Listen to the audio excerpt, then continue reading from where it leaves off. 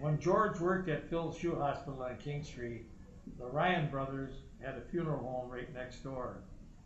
And so George and the Ryan brothers were not only close friends, but they were sort of antagonists too. They're always pulling things on each other.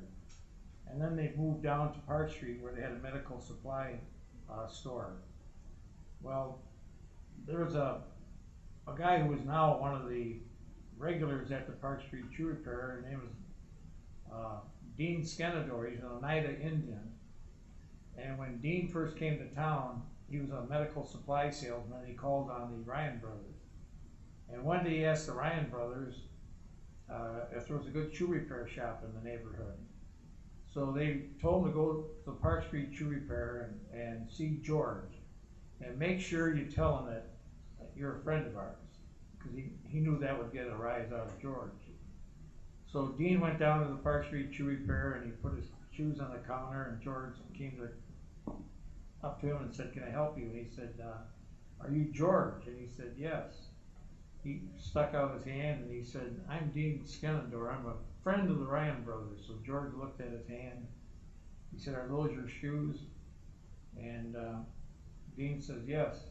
So George picked up his shoes, walked out the door, and threw Dean's shoes across Park Street. And he came back in and he said, "Now get out of my shop." So poor Dean didn't know what kind of a madman they'd sent him down to see, so he just real timidly walked across the street, picked up his shoes, and he went right back to the Ryan brothers and said, "What kind of a crazy man did you send me to see?" So they said, "You told him you're a friend of ours, didn't you?" And he said, "Yeah." And he said, "Well, that was your first mistake." So then he took him down to Park Street Shoe Repair, and that was like his office. Away from his office, he made all his phone calls from there, and to this day he's a regular down there. The Ryan brothers got the best of him on one occasion. Another customer of theirs asked for there was a good shoe repair shop in the neighborhood, and he said, "Yeah, go down and see George in the Park Street Shoe Repair." But before you go down there, we have to tell you something about George.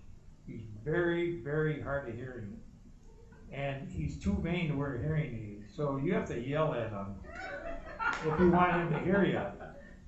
So he said, "Don't be embarrassed. You really have to yell at him because he can't hear you." So the guy said, "Okay," so he leaves. As soon as the guy leaves, one of the Ryan boys gets on the phone and he calls George. He said, "George, we're sending one of our customers down to get his shoes fixed. But before he gets there, there's something we have to tell you about this guy. He's very, very hard of hearing, and he's too vain to wear a hearing aid. So you have to really yell at him in order for him to hear you. And don't worry about it, because you really have to yell at the top of your lungs." So the guy goes into the store, and of course he and George are yelling at each other at the top of their lungs. And finally George, something up here clicks, and he goes, "You wouldn't have just come from the Ryan brothers, would you?" The guy said, "Yeah, how did you know?" So George had to get on the phone and give the Ryans a few choice words. So guys, we're going to need to